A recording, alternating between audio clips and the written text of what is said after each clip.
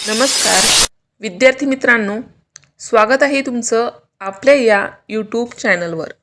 तुम्ही जर या चॅनलवर नवीन असाल तर सबस्क्राईब करायला विसरू नका। आज आपण पाहणार आहोत वर्ग 7वी विषय भूगोल प्रकरण 3 भरती ओहोटी।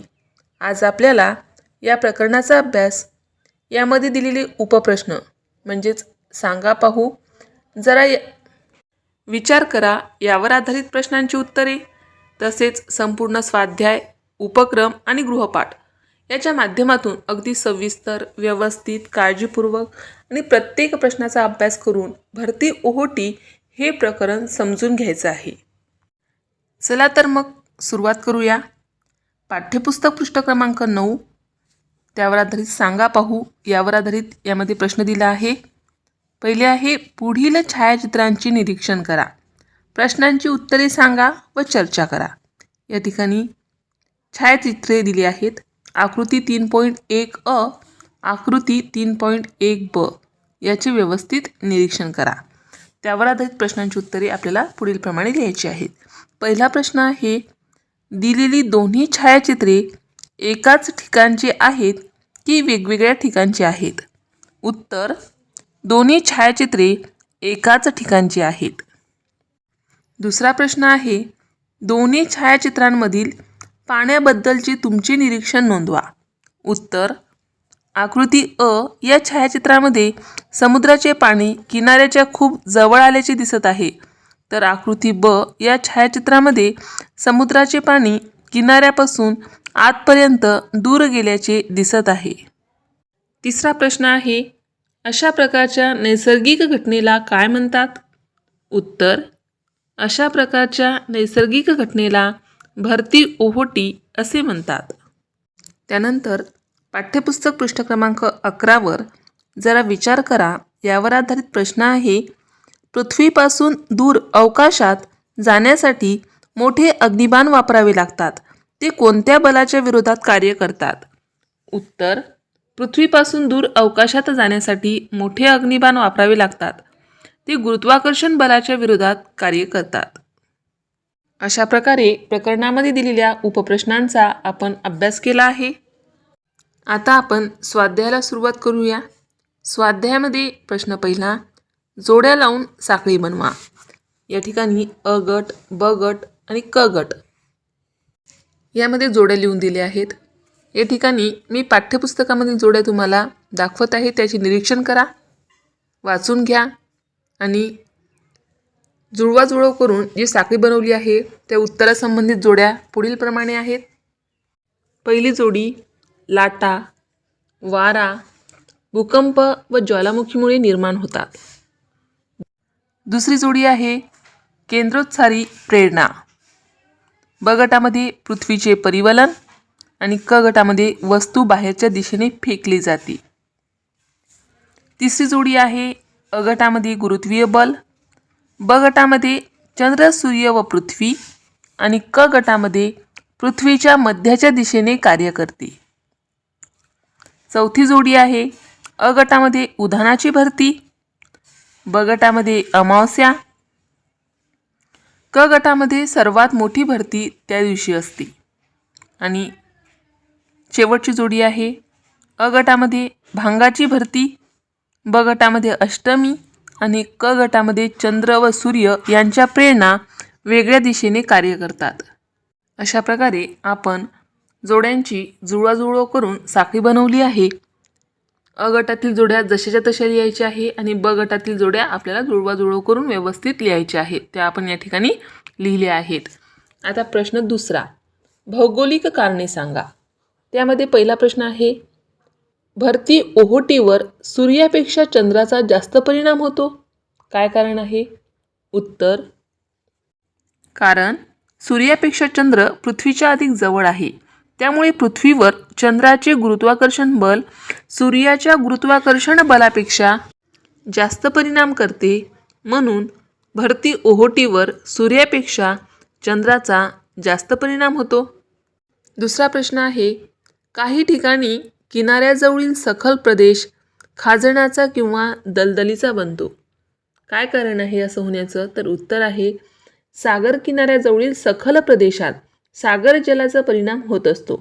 त्यानंतर सावकाशपणे तरंग घर्षणामुळे सागरीय चंबुतऱ्यांची वाढ होते आणि सागर किनाऱ्याच्या पृष्ठभागावर गाळाचा पातळसा थर साचत राहतो.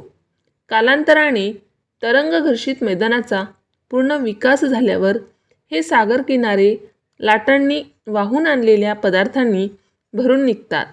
अशा प्रकारे वाळूच्या संचयनाने खाजण तयार होते. तसेच पाण्याच्या संचयनामुळे दलदलीचा भाग तयार होतो. म्हणून काही ठिकाणी किनाऱ्याजवळील सखल प्रदेश खाजणाचा किंवा दलदलीचा बनतो. तिसरा प्रश्न आहे, ओहोटीच्या ठिकाणाच्या विरुद्ध रेखावृत्तावर देखील ओहोटीच येते. काय कारण आहे? उत्तर, पृथ्वी व चंद्र यांच्या परस्परांभोवती फिरण्यामुळे निर्माण होणारे केंद्रोत्सारी बल आणि चंद्राचे गुरुत्वाकर्षण बल हे एकमेकांच्या विरुद्ध दिशेत कार्यरत असतात. एकाच वेळी चंद्रासमोरच्या रेखावृत्तावर व त्याच्या विरुद्ध बाजूच्या रेखावृत्तावर भरती असेल तर या दोन रेखावृत्तांशी काटकोनात असलेल्या दोन रेखावृत्तांवर ओहोटी असते. त्यामुळे ओहोटीच्या ठिकाणाच्या विरुद्ध रेखावृत्तावर देखील ओहोटीच येते. अशा प्रकारे प्रश्न दुसरा पूर्ण केला आहे. प्रश्न तिसरा, थोडक्यात उत्तरे लिहा. त्यामध्ये पहिला प्रश्न आहे, जर सकाळी 7 वाजता भरती आली तर त्या दिवसातील पुढील ओहोटी व भरतीच्या वेळा कोणत्या ते लिहा.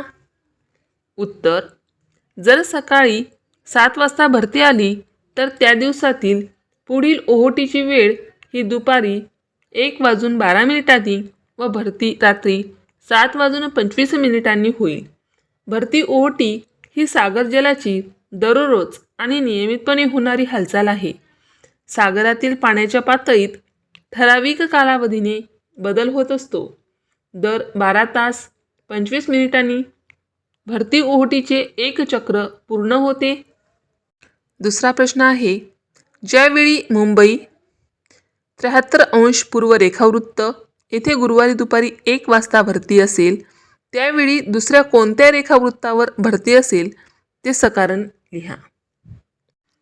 उत्तर, ज्यावेळी मुंबई 73° पूर्व रेखावृत्त येथे गुरुवारी दुपारी 1 वाजता भरती असेल त्यावेळी 107° पश्चिम रेखावृत्तावर भरती असेल. कारण पूर्व रेखावृत्ताचा भाग हा चंद्रासमोर आल्याने तेथे भरती येईल व त्याचवेळी पूर्व रेखावृत्ताचा विरुद्ध बाजूस 107° पश्चिम रेखावृत्तावर भरती येईल. तिसरा प्रश्न आहे, लाटा निर्मितीची कारणे स्पष्ट करा. उत्तर, लाटा निर्मितीची कारणे पुढीलप्रमाणे आहेत. वेगवान वारा एकाच दिशेने वाहत असल्यास मोठ्या लाटांची निर्मिती होते, म्हणजेच लाटेच्या निर्मितीचे मुख्य कारण वारा आहे. तसेच सागर तळाशी झालेला भूकंप, ज्वालामुखीचा उद्रेक यामुळेही लाटांची निर्मिती होते.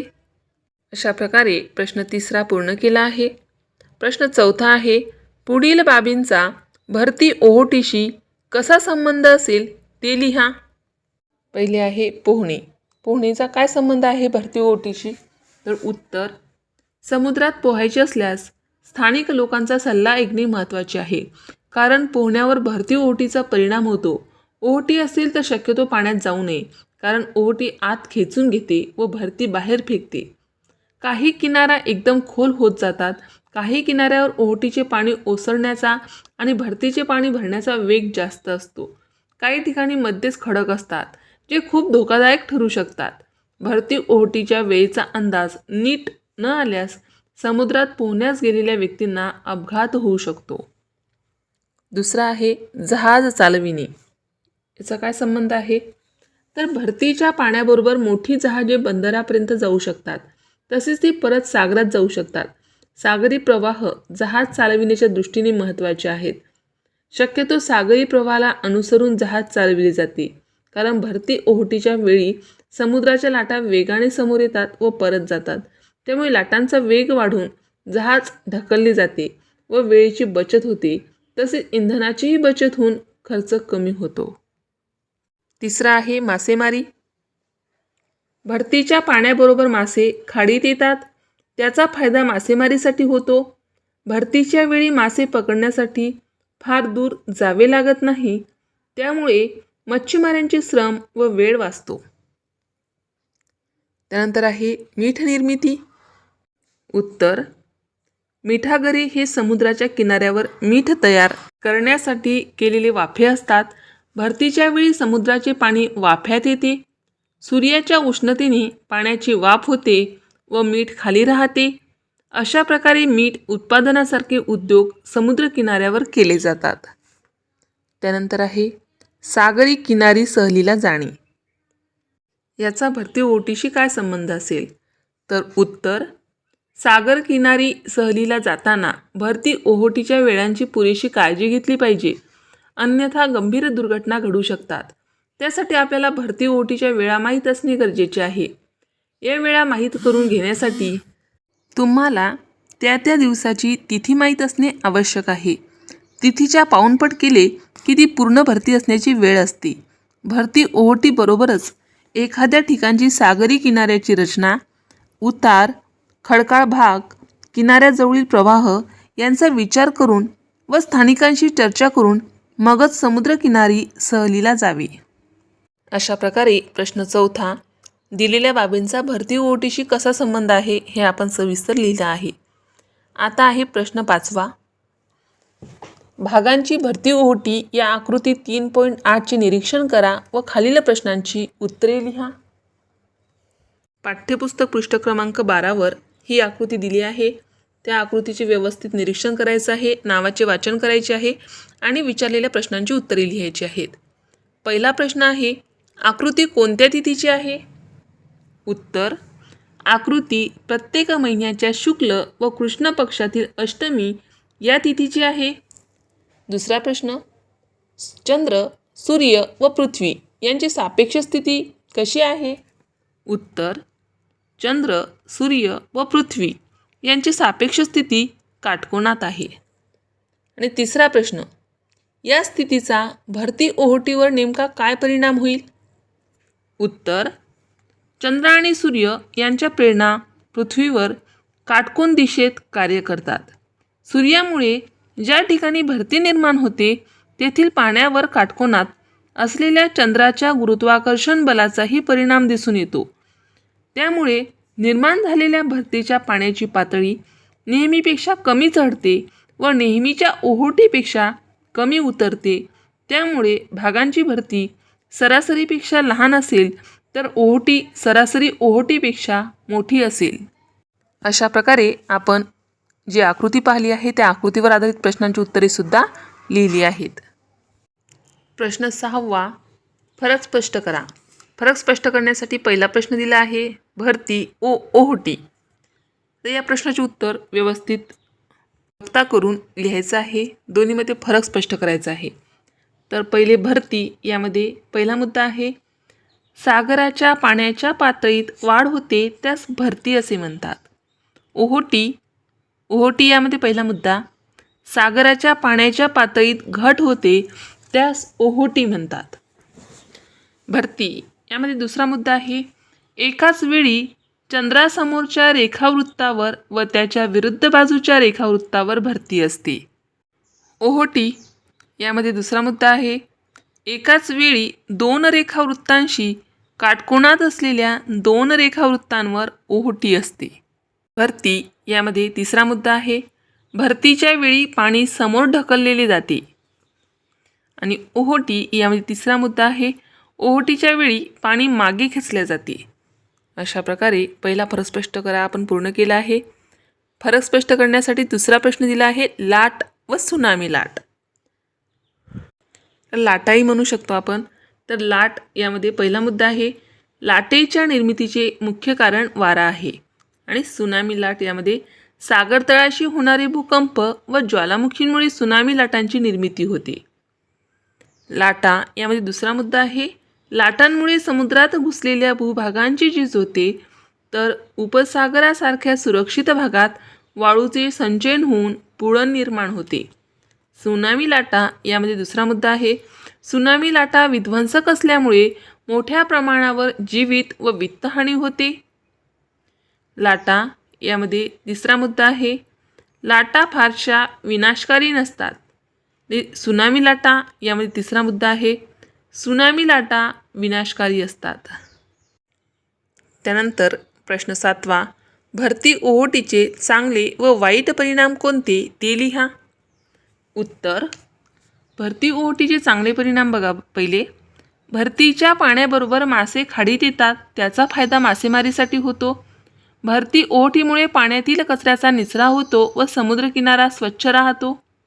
बंदरे गाळाने भरत नाहीत. भरतीच्या वेळेस जहाजे बंदरात आणता येतात. भरतीचे पाणी मिठागारात साठवून त्या पाण्यापासून मीठ तयार केले जाते. भरती ओहोटीच्या क्रियेमुळे वीज निर्माण करता येते. भरती ओहोटीमुळे तीव्राची वने, किनारी भागातील जैवविविधता इत्यादींचा विकास व जतन होते.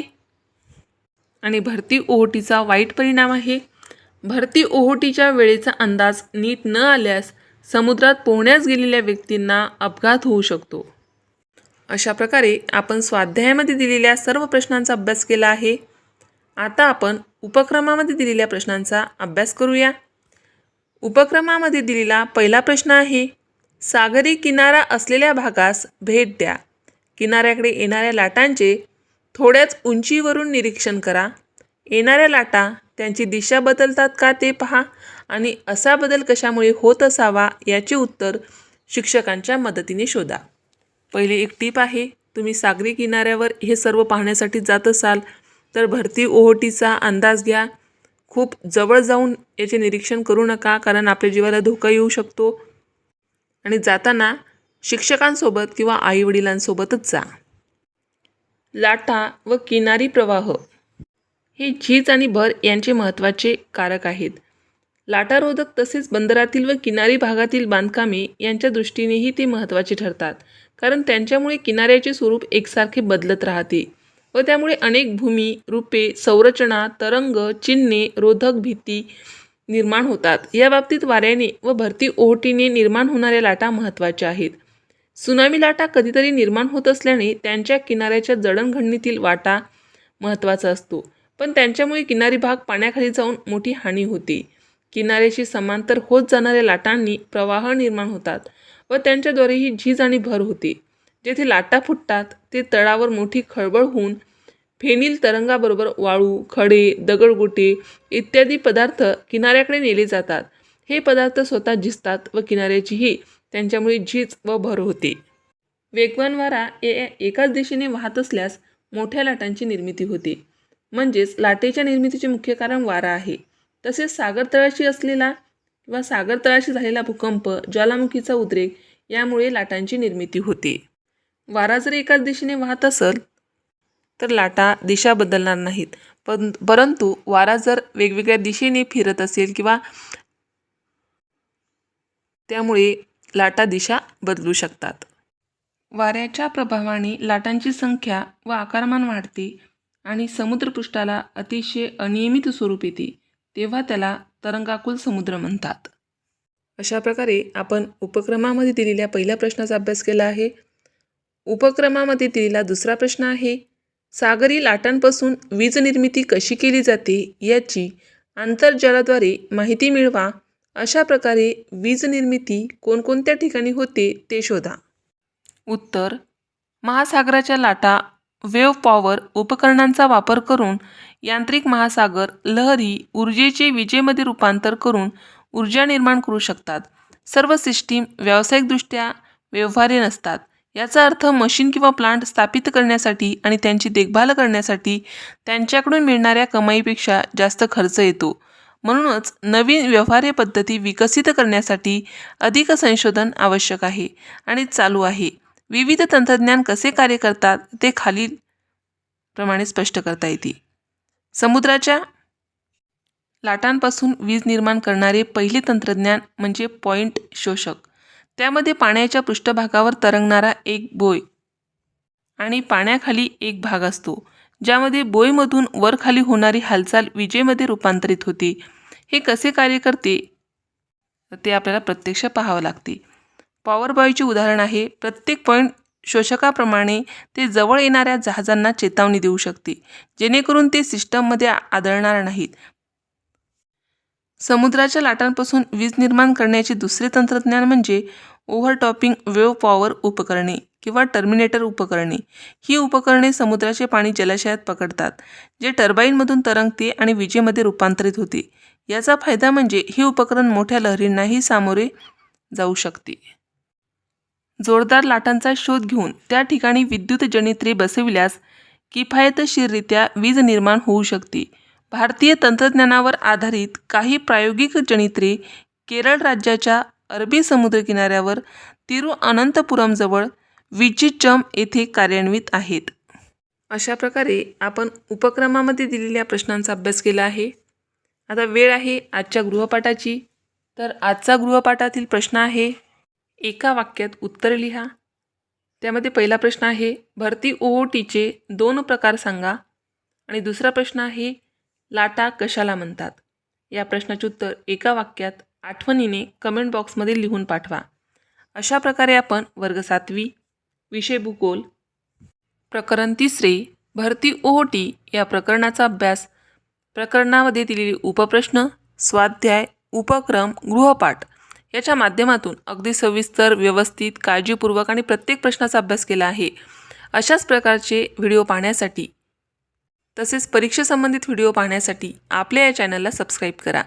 आम्ही बनवलेले सर्वच व्हिडिओ लवकरात लवकर तुमच्यापर्यंत पोहोचण्यासाठी बाजूला दिलेल्या बेल आयकॉन बटनवर क्लिक करा. तुम्हाला जर हा व्हिडिओ आवडला असेल तर नक्की लाईक करा. काही समस्या असेल, काही अडचण असेल तर कमेंट करा. शक्य असेल तर मित्रमैत्रिणींमध्ये शेअर करा. आणि सर्वात महत्त्वाचं म्हणजे तुम्ही हा व्हिडिओ शेवटपर्यंत पाहिल्याबद्दल धन्यवाद.